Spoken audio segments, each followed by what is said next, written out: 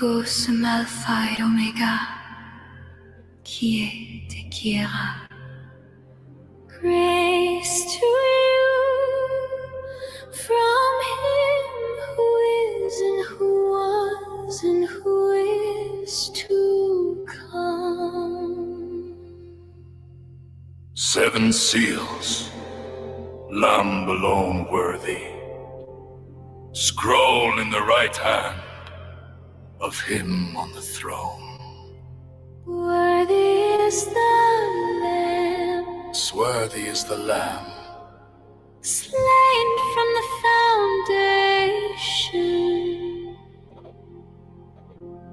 White horse, conquest rides, Red horse, war and blood, black horse, white horse, lies, famine scales, pale horse, death and haze. Martyrs cry, how long, O Lord?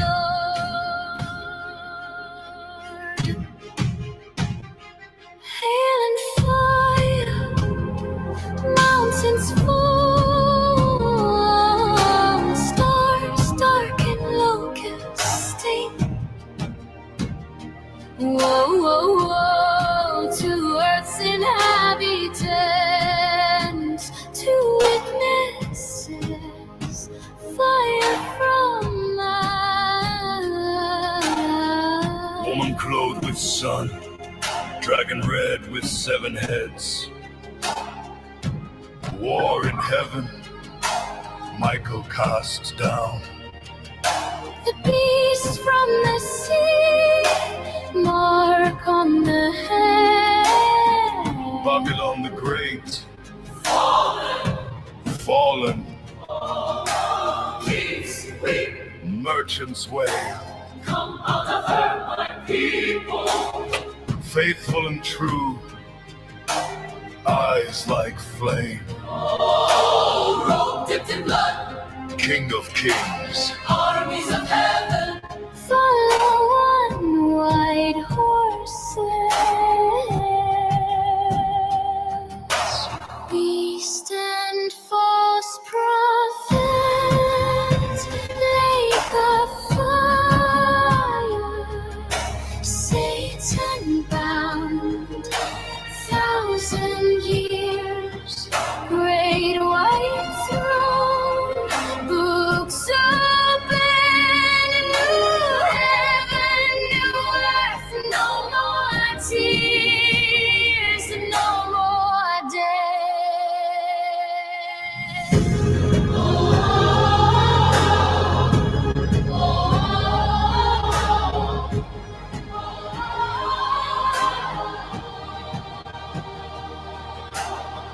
Apocalypsis Mystica, Maranatha, come Lord Jesus.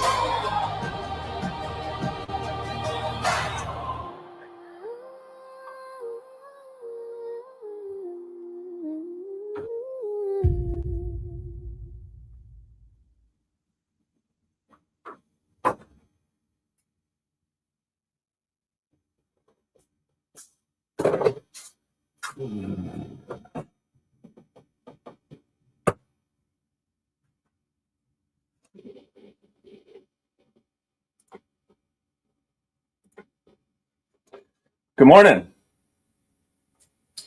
You caught me just finishing brewing my fake coffee. Hope you've got yours. So mine's not coffee, it's this thing here. New Orleans roast. It's pure chicory. Pure chicory. There's you can get it on Amazon for about $10, and it's a pretty good amount. I got to where I was the caffeine. I was drinking so much coffee, the caffeine was really having a negative effect on me. So I had to look for a substitute. And I do really like the taste of this pure chicory, but it has an interesting story. Resembling coffee, chicory can be roasted, ground, and brewed while maintaining a bitter but woody and nutty coffee-like taste. This coffee alternative became popular in New Orleans during the Civil War when there was a coffee shortage due to blockaded ports. Being the second largest coffee port at the time, local coffee addicts were desperate for an alternative. Following previous French practices, New Orleans locals turned to chicory to help satisfy their coffee cravings and make their limited coffee supply outlast the blockade.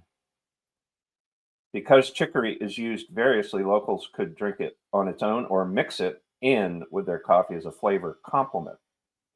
Today, chicory serves as a caffeine-free alternative to coffee and can still be found in various hot drinks throughout New Orleans.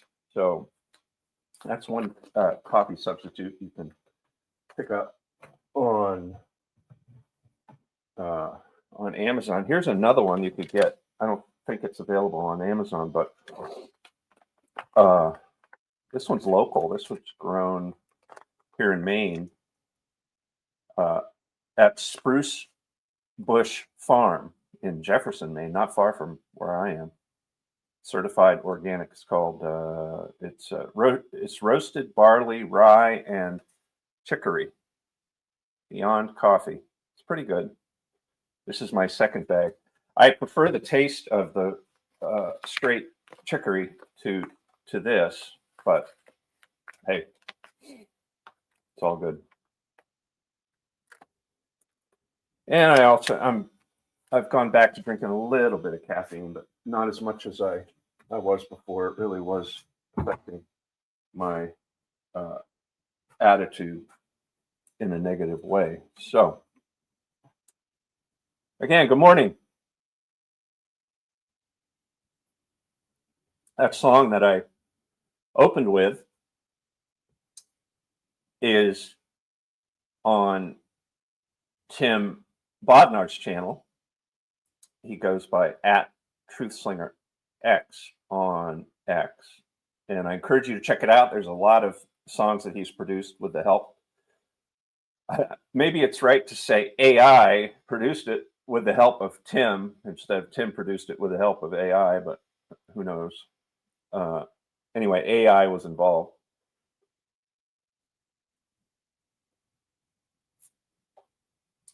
And Tim does a real good job using social media to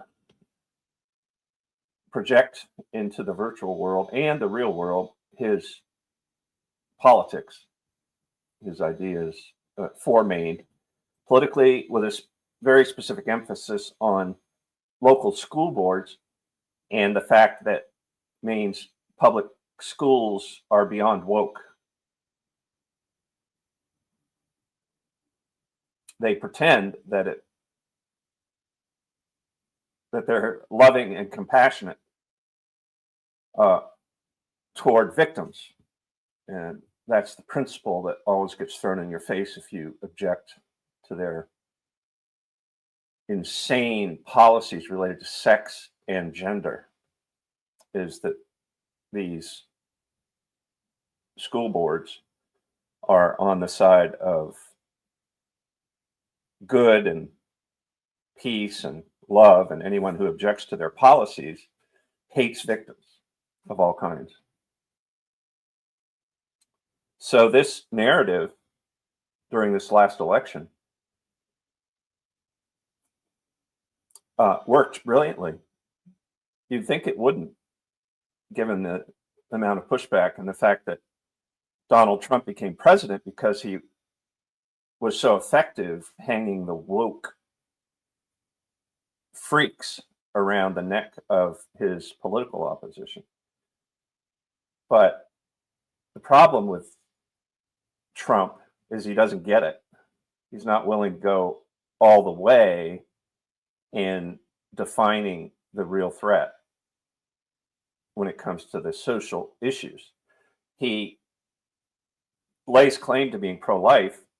He's the most pro-life president in my lifetime. And of course, can claim a lot of credit for overturning Roe versus Wade. But he doesn't get it on sodomy and sodomites and the effect that the giving victim status to that act, that mindset, that viewpoint on marriage and sexuality, giving it legal credibility, almost worse than abortion. I mean, abortion is bad because you're murdering another human being, but look at what has emerged over the, or because of, or built on top of the idea that we all have a sexual orientation, which we don't. It's not a, it's a category of the mind. It's not a category of reality, to quote Dr.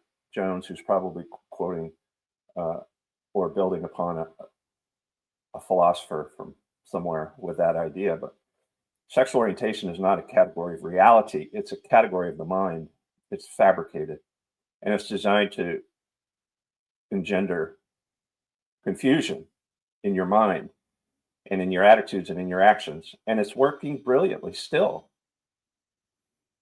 Right here in Augusta, Maine, the school board had until this last election one outspoken leader who was speaking helpfully on this issue, not as deeply as I would prefer, but helpfully, in a helpful way. James Orr was his name. Apparently he got defeated. All the conservatives who ran for school board in Augusta, Maine, even though it's like front page news because of the work of Nick Blanchard as a political activist, a young man with a lot of courage and clever, creative, never backs down, assertive, because even though his work's been very effective this year, the commie left, the woke left in Augusta, Maine, right here, just outside my garage door, threw the common sense leaders who stood for office out, and now that school board is woke, totally woke, 100% woke.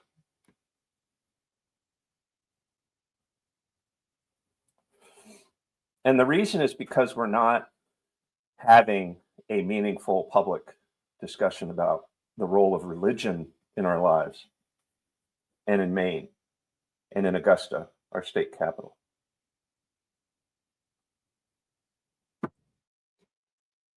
Religion matters. It's a real thing. You know that. We all know that.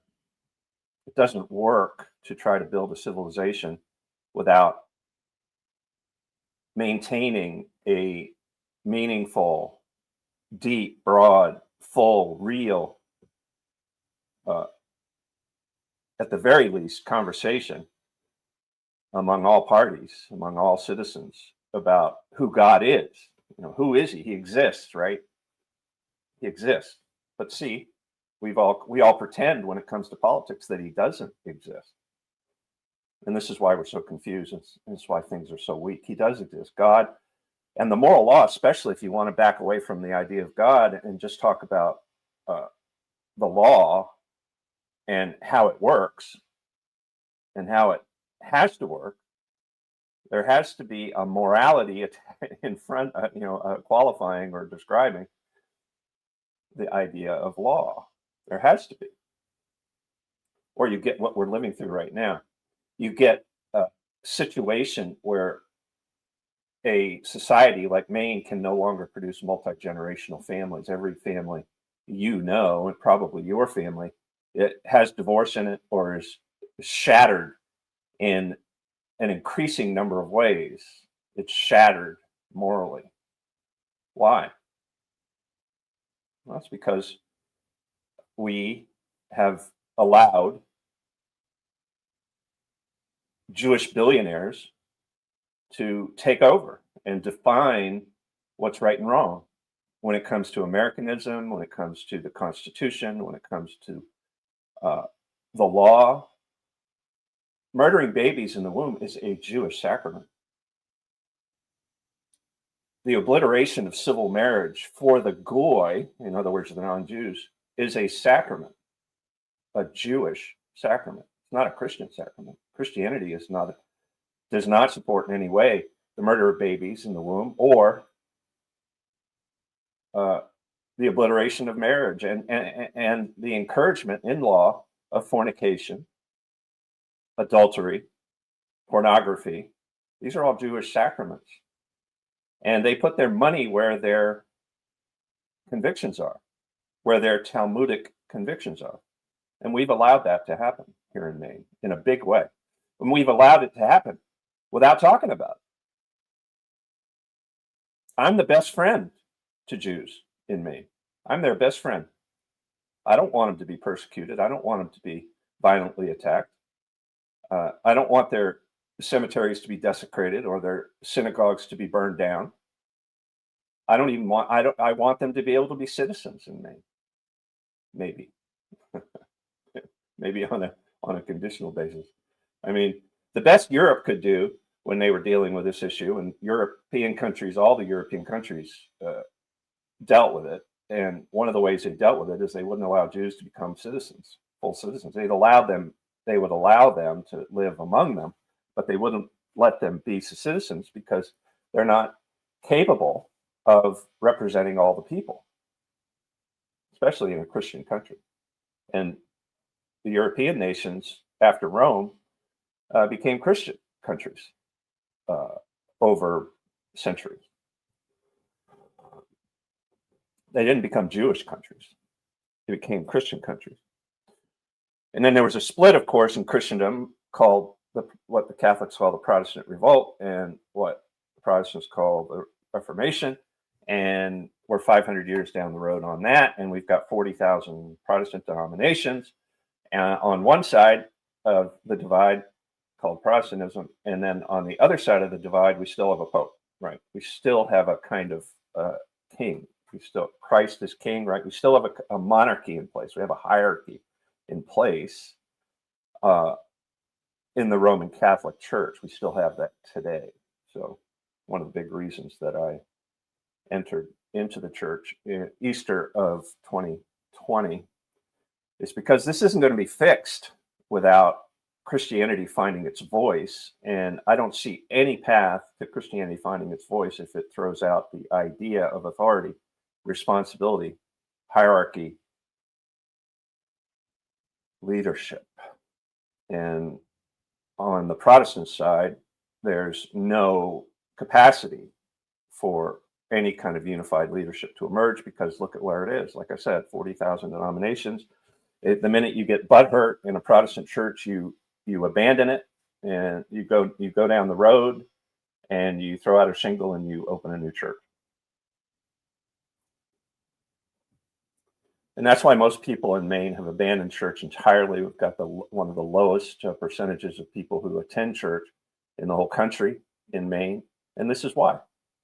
It's a ferociously Protestant state. And at the village level, the churches that remain open tend to lean into conservatism and tradition. They lean into it a little bit. But truth be told, they're more drawn to the sort of sexy elements of eschatology, in other words, future things or end times, than they are drawn to stabilizing and maintaining multi-generational towns and communities and villages. They're more focused on a kind of hyper moralism where they judge themselves better than their neighbors because they go to church. And they're focused on future things, dooming and glooming about the future. And so here we are, giving the advantage politically in Maine to the socialists. And I'm not one. But at least the socialists are stepping up to claim, right, that they're going to help the working man. That was a big part of Mamdani's narrative in New York City. And so all the bus drivers and taxi drivers, all the working men and women of New York City voted for him. Because on the other side, especially since the inauguration, and New Yorkers know Donald Trump, right? He's a businessman from New York City. So they look at Donald Trump and they don't sense any concern, any real concern in their direction, the direction of what they're paying for groceries, the fact that they're not going to be able to purchase a used car because used cars are being taken out of the market, and all that.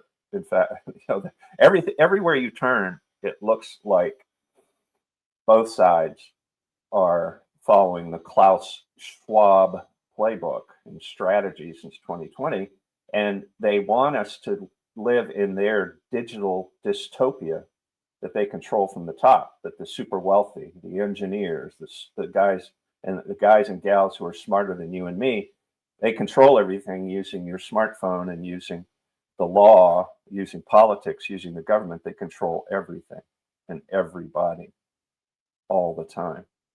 And it seems like both sides, well, it doesn't seem like it, both sides, Republican, Democrat, everybody in leadership seems to be on that side. They're on the side of spinning up this digital dystopia, this technocracy, this horror show, this hell on earth.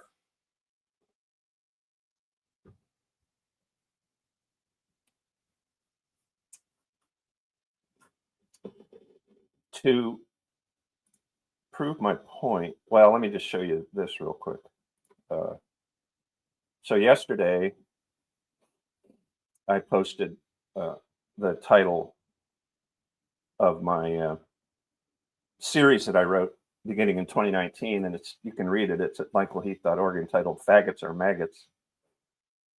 And I've had 3 times now. I've had this phrase throttled on X by the robots for being hateful, and you believe that that's hateful. When you hear it, you cringe because you have given in to the propaganda. Are faggots maggots? Of course they are. What is it? What is the word faggot? Why does it ring so hateful or problematic to you?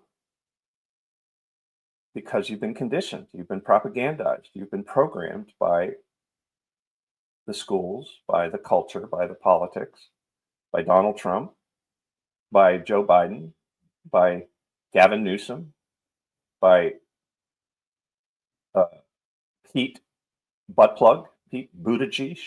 You know, he's a groomer, right? I mean, I posted about that today on X, that he's a groomer, and yet half the country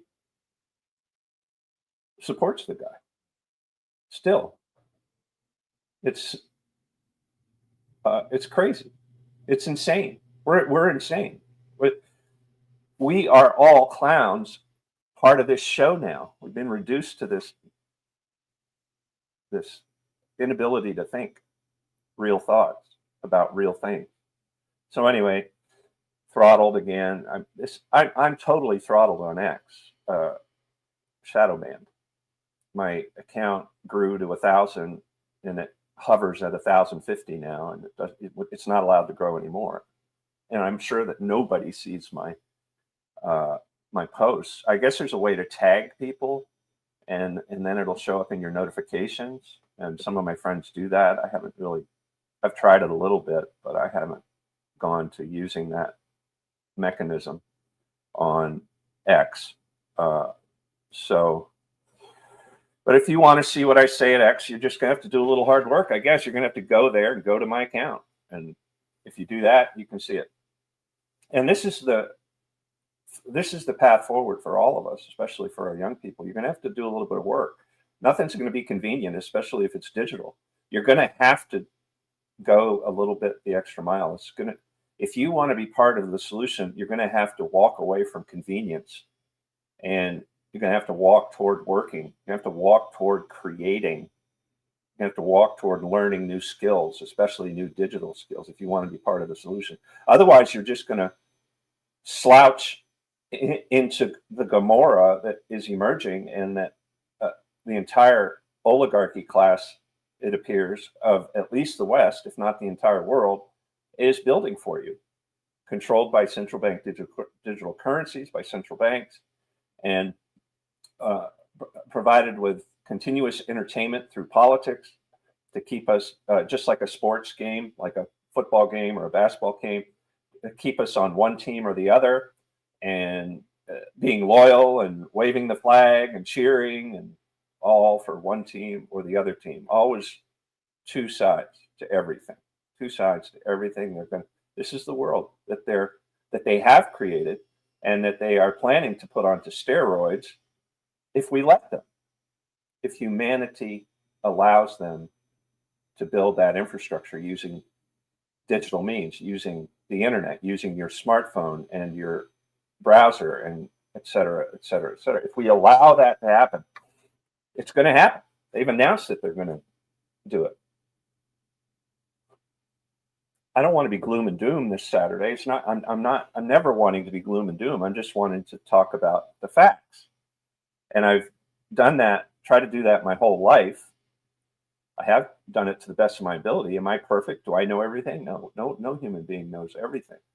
But I've worked hard since assuming the responsibility, especially since assuming the responsibility of speaking for an institution, a religious Christian institution called the Christian Civic League of Maine. I've always tried hard to press into facts and reason and truth,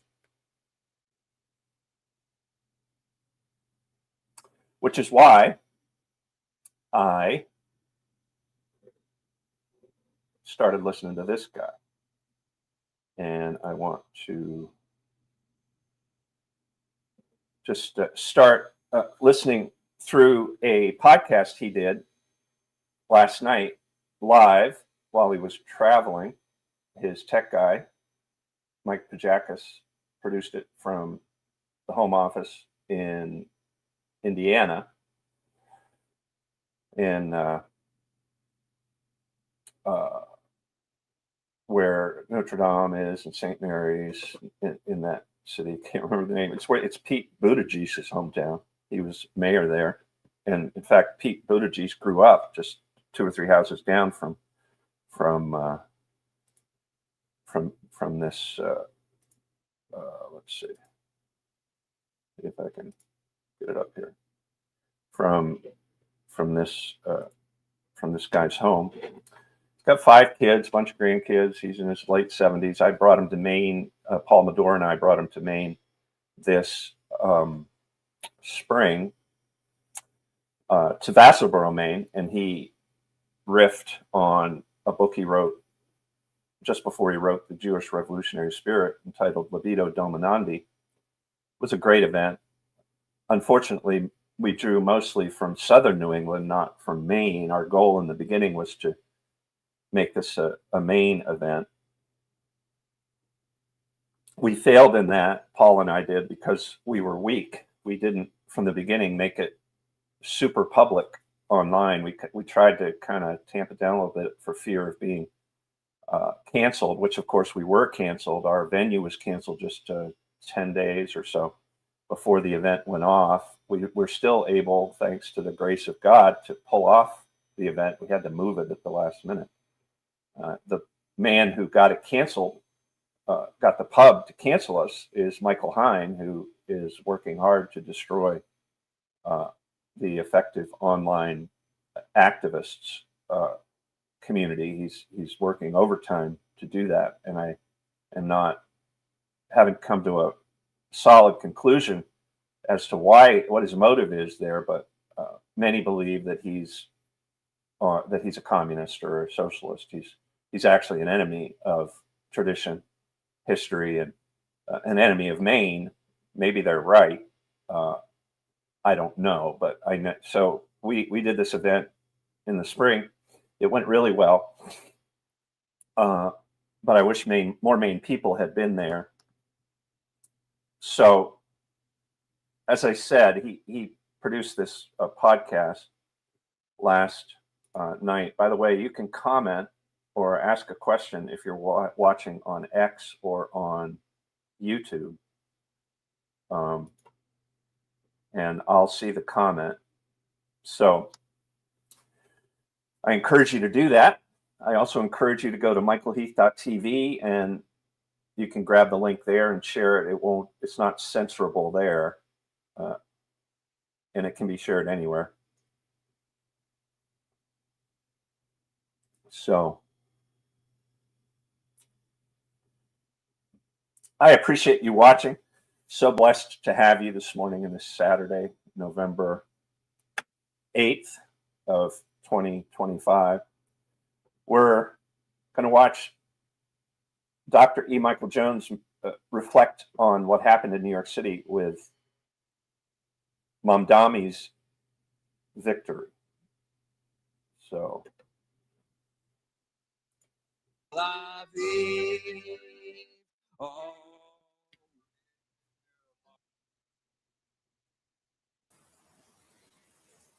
Hello, welcome to another episode of EMJ Live, a historic moment that we have to unpack in this edition of EMJ Live. Let's run the clip.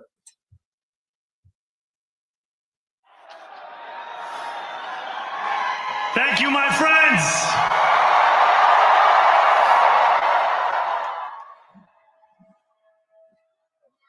The sun may have set over our city this evening, but as Eugene Debs once said, I can see the dawn of a better day for humanity. For as long as we can remember, the working people of New York have been told by the wealthy and the well-connected that power does not belong in their hands. Fingers bruised from lifting boxes on the warehouse floor. Okay, this is the acceptance speech of Zohran Mamdani, who just got elected mayor of New York City. This is a historic moment in American political history. He chose to set the stage for what is motivating him by saying that, quoting Eugene V. Debs. Who is Eugene V. Debs? Nobody knows him anymore. He is born a Hoosier, born in Terre Haute, Indiana in 1855, and was one of the great leaders of the socialist movement in the United States of America. Ran for president 7 times. The last time he ran for president, he was in prison. He had been imprisoned because he gave a speech in 1916 opposing America's entry into World War I. The sentence was commuted by Warren G. Harding. He got out. High point was the election before that. He got 6% of the popular vote, an enormous achievement for someone who was outside of the political establishment. This is the most significant thing that Mamdani said in his acceptance speech. Now, let's take a step back here. Do you remember the Republican Party? You remember the Democratic Party of Joe Biden? Do you remember? Let's take this, if that's the starting point, and this is a continuation of that. What would this candidate be? He'd have a ring in his nose. He would be indistinguishable. You wouldn't be able to tell whether he is male or female. Remember these freaks that he hired as part of the Biden administration? This is a total repudiation of identity politics and of gender ideology and of the last, 30 years of the Democratic Party. Why do I say that? Because ever since, let's put it, Bill Clinton, what is the big change that has taken place in the left in the United States of America? They went from talking about the working man to talking about homosexuals and transgendered people and abortion and all of the sexual issues that derailed the working man agenda that the Democratic Party was part of. I saw it happen as an eyewitness because I was sitting in a bar. So I'm about 15 years younger than Dr. Jones. So I didn't live through the transition that he's talking about here. Let me continue a little bit longer because he puts a finer point on it. And and it's helpful. In 1968, drinking illegally, watching the Democratic Convention descend into chaos because the Jews were trying to take it over. Okay, the destruction of the Catholic ethnic vote, that's where it began. It was complete in 1972 when George McGovern ran on a platform of abortion and all these other things. That's over. Did anyone notice that? It's over. The Democratic Party is talking about the working man once again, as they did. This is a throwback. He's talking about Eugene Debs, which is a throwback to the 1930s. We are back with America First. Why did I say that? Because Debs didn't want the United States involved in World War I. We had no business getting involved in World War I. Debs was the man who said it. It never should have happened. This isolationism was part of the socialist agenda. Am I a socialist? No, I am not a socialist.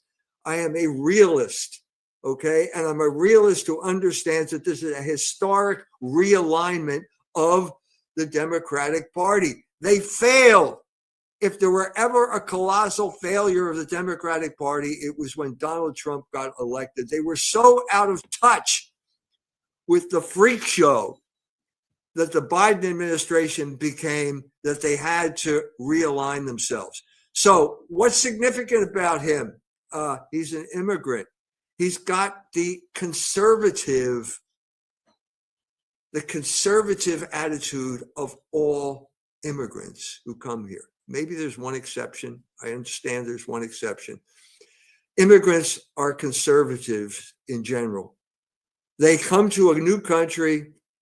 They're trying to fit in. They're trying to hold their families together. They got the crappy wages. They're at the bottom of the economic ladder. This is the group that he evoked. And we go into the back. What about that Uzbek cab driver? He put this coalition together. Okay? It is what it is. He succeeded in politics, which is the first thing you have to do in politics is succeed. Now, I'm getting all these emails because I tweeted, Mamdani is the second Zulu. What did I mean by that? Who's the first Zulu? Do you remember the podcast and the article? It's in Culture Wars. You should read the article in Culture Wars to get the full version. I'm talking about the Zulu Wars in Africa, the Battle of Island Luanda. The British troops had a technological superiority. They had rifles, and the Zulus had stabbing spears called an assegai. Okay, at 100 yards, the Zulus were dead. Okay, they can't throw that spear, and they got a guy who can shoot him down at 100 yards, but he's got a single shot. He's got to reload, and there are 1,500 British troops, and there are 30,000 Zulus, and that wave just kept on coming, and finally they broke through the line. The first Zulu goes through the line, and suddenly it's a different fight. It's assegai against bayonet. And that's a fair fight. There's no technological advantage there. And the British soldiers got wiped out. This is what happened in New York City. Now, we could take a link here. We can do it. I'm just going to tell you what he said. He said, we are going to fight the scourge of anti-Semitism. Okay, he said it. He also said he's going to support trans people. This is all political rhetoric, or as we would say in Philadelphia, it's bullshit. It's bullshit. If there's one group that was determined to destroy Zoran Mamdani, it was the Jews. The Jews. Remember what I'm saying? Remember the distinction I made, the one that Tucker Carlson still can't figure out? The Jews does not mean all Jews. Of course, there were Jews on his campaign. Okay? Of course, Jews voted for him. But the Jews tried to destroy him. The Jews tried, and the Jews failed. And that's the most significant thing about this campaign. That's why he's the second Zulu. Because like Thomas Massey, He stood up against organized Jewish political power. He stood up against IPAC. He stood up against all of these people, and he beat them. And that's the most significant thing that we have to take away from this. Everything else is rhetoric. Everything else is bullshit. The part that is not bullshit, and the reason that who voted for him? The bus drivers, the people who have to work for a living. Of course, he's got this socialist understanding of the plight of those people. He wants to have universal daycare. Am I in favor of universal daycare? No, that's not part of the understanding, the true social teaching of the Catholic Church, which is the true source of what we're talking about here. What is the source? If he were a Catholic, it would be better. He'd know better. But let's be honest here. Who ran against him? The quote unquote Catholic Andrew Cuomo, who was a total supporter of abortion, goes back to his father. This is the Italian dynasty. Okay, this is when the Italians had some type of identity and they had some type of power. It was Mario Cuomo, who was his father, and sold out the Catholics. He was a total stooge of Richard McBrien, came to Notre Dame and gave a phony-ass speech about saying how he was personally opposed to abortion. And so he was swept away, and these guys were swept away. The Italians had their moment. God bless them. I love The Godfather. It's a great movie, but the Italians had their moment, had been swept away, and they've been replaced by Muslims. I got these people out there. They're on my case. You know, what do you think about the gates of Toledo? That was then, and this is now. And the fundamental fact is there is no one among the Catholic pundits who has said before that we need a Catholic-Muslim alliance. I'm the only guy who said it, and now it's come true. This is a reality in the United States of America, a politician who has been elected as a Muslim. And what are we going to do? What are we going to do? Are we going to go crawl under a rock and cry? No, this is America. This is the system working. This is the Democratic Party understanding the reality of the situation and saying we have to go back to the working people because this is our base. This is our true base. Forget those freaks. The guy with the beard wearing a dress. Forget those freaks. It's over. And the man who understood that before was Donald Trump. And Donald Trump got elected by opposing the freaks in the Democratic Party. And then what's he do?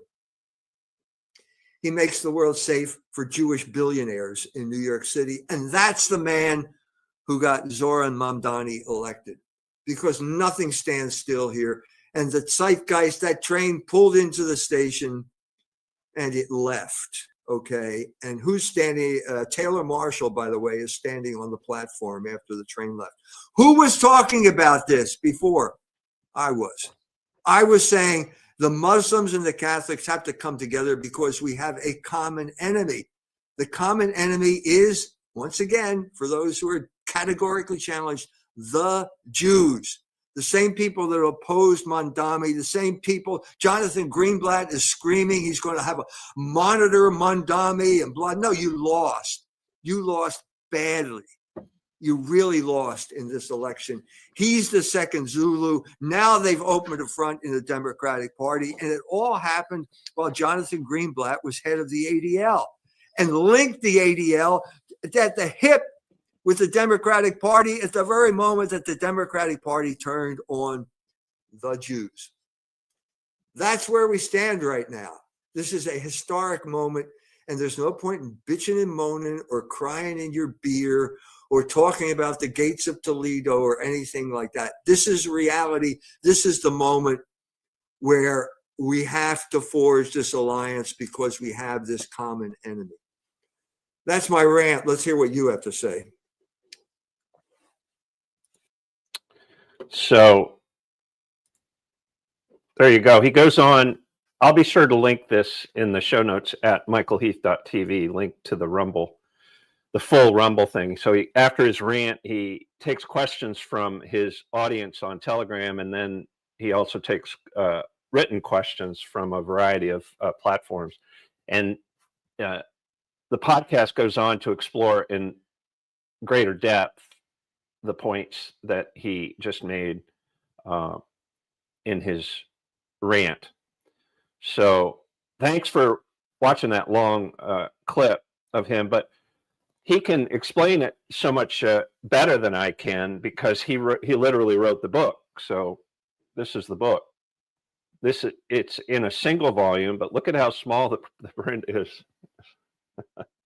So I have read most of it. You can see where my bookmark is. I think that might be the end notes, but he published this over 2 decades ago, The Jewish Revolutionary Spirit and Its Impact on World History.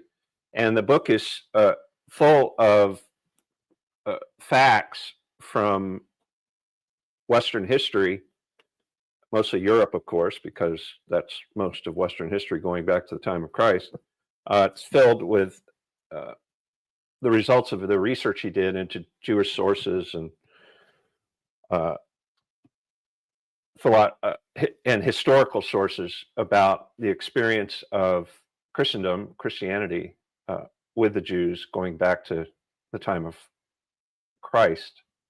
And I was drawn to it because being thrown under the bus by Christianity in Maine over my tone and style left me scratching my head, to say the least. Nobody ever complained about my narrative in substance, in terms of reason, whether I was right or wrong, and what I was saying about the collapse of the family and the challenge to building multi-generational families in Maine.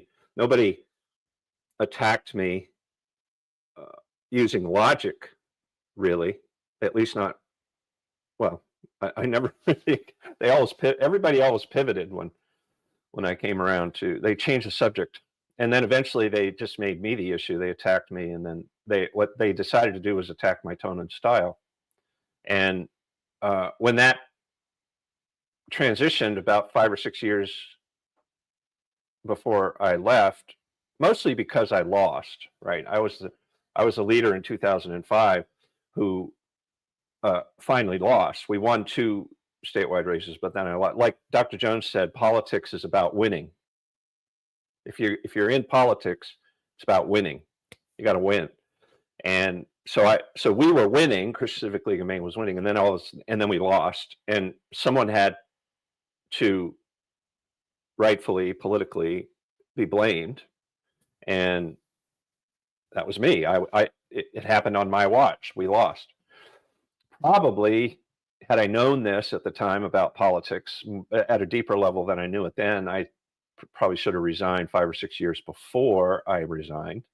But I didn't, and so the insiders nibbled on me, and it left me confused. So I was trying to sort it out, trying to figure out why that happened over such a simple, basic Christian moral position related to family formation and sexuality, which is that sex outside of marriage is bad, and homosexuality especially is, according to biblical tradition, extremely bad, very toxic, because of course throughout the Bible it's condemned, but very at the beginning in Genesis it's condemned in a major way, because God sent down fire from heaven on the 5 cities of the plain, 2 of which you've heard of, Sodom and Gomorrah. So I thought, this is an easy one to camp on. This is an easy position to camp on. But politically, it became impossible to camp on that issue. And why? Why did it become impossible? It didn't make any sense to me, especially the insider part, the inside of Christianity part. And so I discovered Dr. Jones, who's 15 years my senior, and who had a similar experience with respect to the abortion issue in politics and religion, 20 years before me, or more than that, 30 years, and was thrown out of the academy for being pro-life. And he was thrown out of the Catholic academy, thrown out of St. Mary's College in Indiana. And so he, at that point, forming a young family, concerned about his paycheck, concerned about his future, uncertain what to do, because it became clear to him that his dream with a PhD in American literature of teaching was probably dead. It probably wasn't going to. He probably wasn't going to be able to do it. So what he pivoted to was writing and publishing a magazine that was then called Fidelity Press and became Culture Wars. He renamed it Culture Wars along the way. And so he wrote magazine articles and started to build a subscription list. And he also wrote books at the same time. And he's written, I don't know, 30, 40 books since then.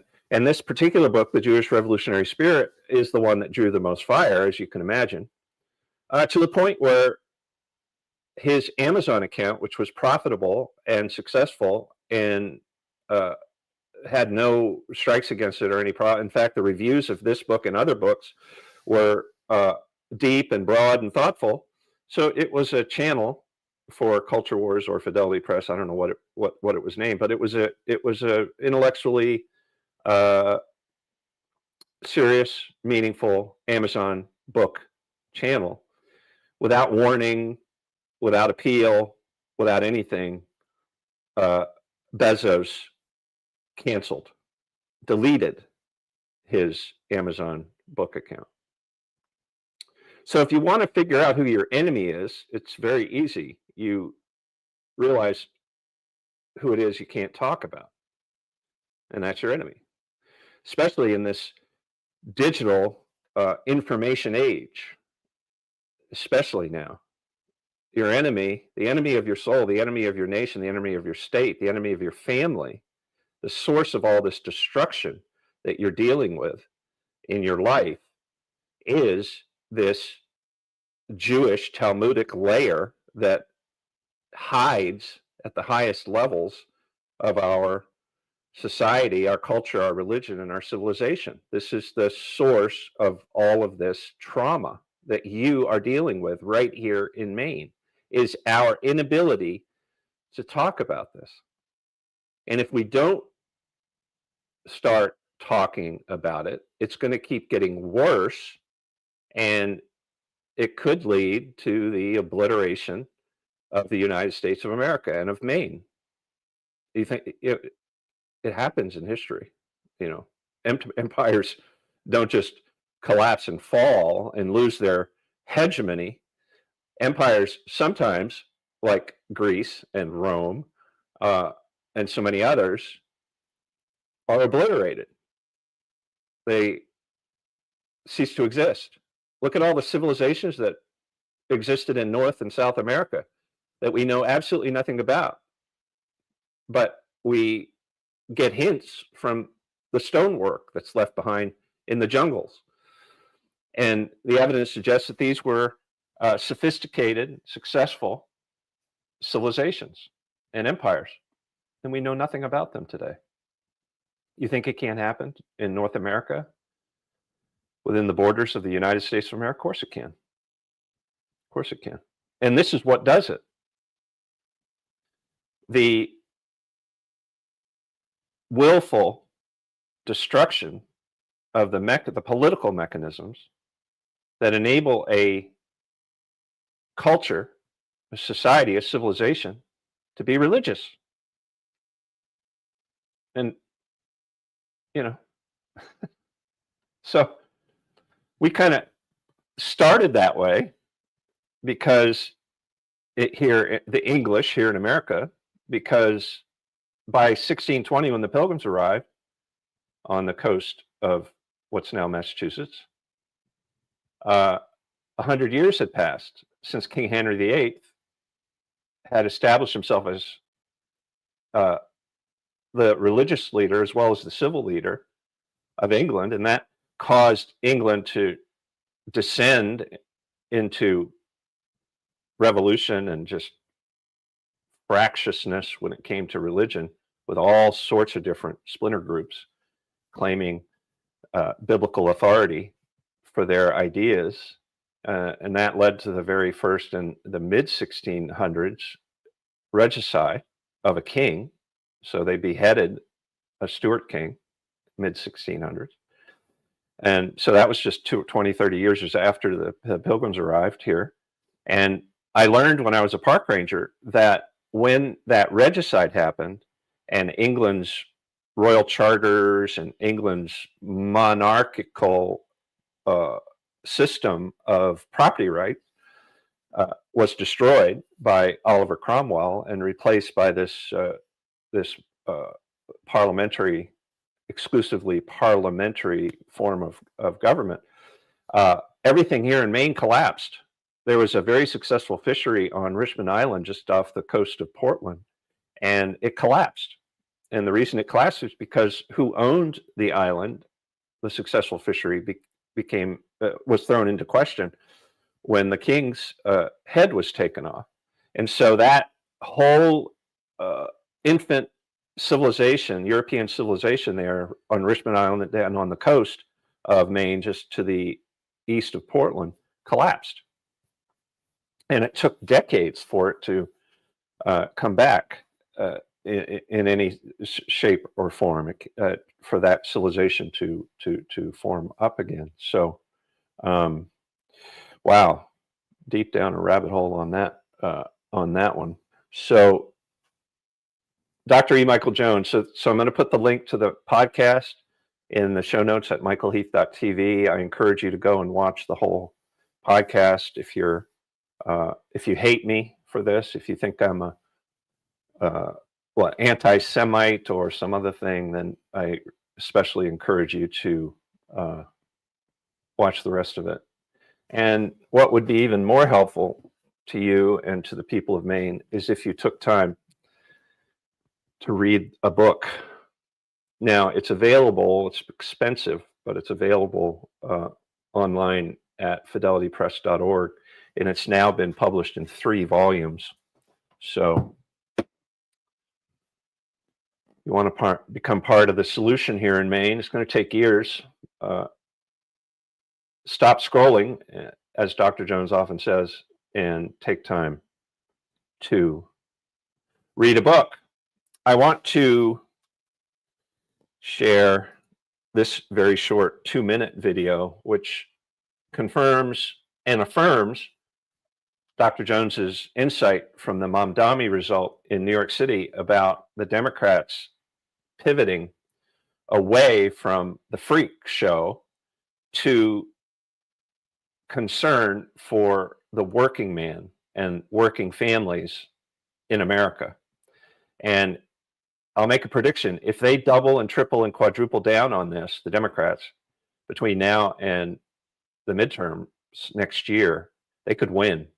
Trump could lose. Trump's already weak because MAGA is splitting and weakening. If the Democrats throw the woke freaks under the bus, which who knows, nobody knows the future, then the Democrats could take everything, just like they just took everything, including New York City's mayorship. They could take everything next year because Republicans as well as Democrats know that things in our country are nowhere near as good as Donald Trump pretends that they are. Nowhere near, especially for the average Joe like me and you. Things are bad and getting worse every single day in every part of our life, not just economically, but our families are falling apart. Our children hate us. Our grandchildren don't know what to do, what to think. Divorce is rampant. Nobody goes to church. Everybody, to the extent they want to fix it, thinks only about politics and never about God here in Maine. And so things could go from bad to impossible really fast here in Maine. And I pray every day that doesn't happen, and I work every day to try to make sure it doesn't happen. But I don't know the future. So this is a cute little, I think it's AI generated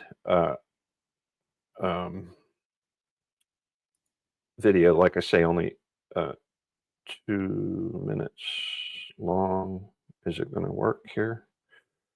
Let's see. Okay. All right. Looks like it is. All right. You're going to like this one. You're going to want to pass it on. I promise. So, all right. There's a couple of farmers, couple of old Mainers. If you had lobster boats in the back, you'd be saying, "Hey, there we are," and they're talking real truths here, facts, the way it really is, not the branding and advertising that you get from politicians. So let's spin this up and click this. You know, I hate it when prices go up. I think it's theft. What you mean theft? Inflation is stealing the fruits of your labor. Inflation? When they print more money, the price of everything goes up because it's easy to print, but hard to produce the goods. Thought they said it was greedy corporations. Liars. It's the Fed. They're the ones robbing the value out of folks' money. It ain't the businesses, Larry. They're raising prices just to keep even. Thieving scoundrels. See, if money were honest, it would hold its worth. Look how this dozer does the work of 600 men with shovels and horses. Right. Took near 6 months to move 20,000 yards. By hand. But year by year, we keep making our machines more efficient, more productive, and we keep finding ways to get more done for less. The work of 600 men is done now by a single dozer, Larry. That's hard to believe. It's a force multiplier like nothing we've ever seen. Frees men up to do more and be more productive. It's what ought to make things cheaper too. When we work smarter, when tools get efficient, prices should fall. And that's called deflation. Competition pushes us to improve. One man makes a breakthrough, then another fella comes along and makes it efficient. When a man figures a more efficient way, he brings the price down. It's the gift of folks doing their very best, Larry, making life better and less expensive for everyone around. Then by all reason, why ain't prices falling, Hank? Exactly. Larry, the Federal Reserve is just a pack of thieving vermin. They call it quantitative easing. They swiped the gains from all us, folks. Reckon that's why we need sound money. We need to quit letting men who don't produce anything steal all the gains from those who do. It's high time we stop it. We got to do it for our grandkids, Larry, or it's going to put them in quite a pickle. Think we'll ever get this mess fixed? Folks are starting to wake up. I reckon the ones saving in Bitcoin are onto something, and they can't steal their Bitcoin. So the price of everything's already dropping for them. There's no stopping it, Larry. I reckon we're going to win.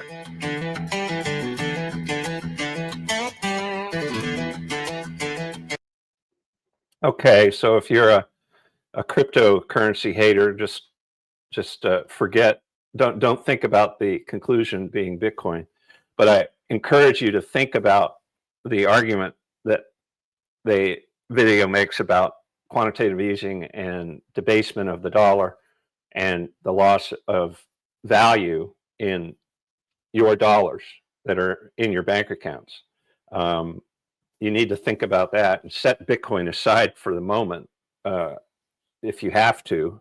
If you don't want to, keep watching Michael Heath live, MSH live, because I'm going to be talking a lot about it in future shows about the difference between Bitcoin and fiat currency. We're going to be going deep down that rabbit hole over time. So the reason is because I'm teaching myself about it. Right over here is I have an old laptop running a node on the Bitcoin network, and so I'm teaching myself the technical side of it, and I'm enjoying it. So we'll be talking about it in the future. So I'll try to include the link to that video in the show notes in case you want to share it on Facebook or X or wherever and help get the truth out. So it's a Saturday, it's the weekend. Have a happy Saturday. I hope you get time with loved ones and friends outside here in beautiful Maine.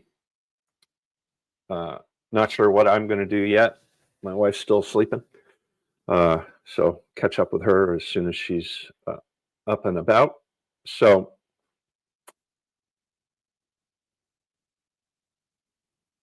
let's pray. Our Father, who art in heaven, hallowed be thy name. Thy kingdom come, thy will be done on earth as it is in heaven. Give us this day our daily bread, and forgive us our trespasses as we forgive those who trespass against us. And lead us not into temptation, but deliver us from evil. In the name of the Father, and of the Son, and of the Holy Ghost. Amen and amen.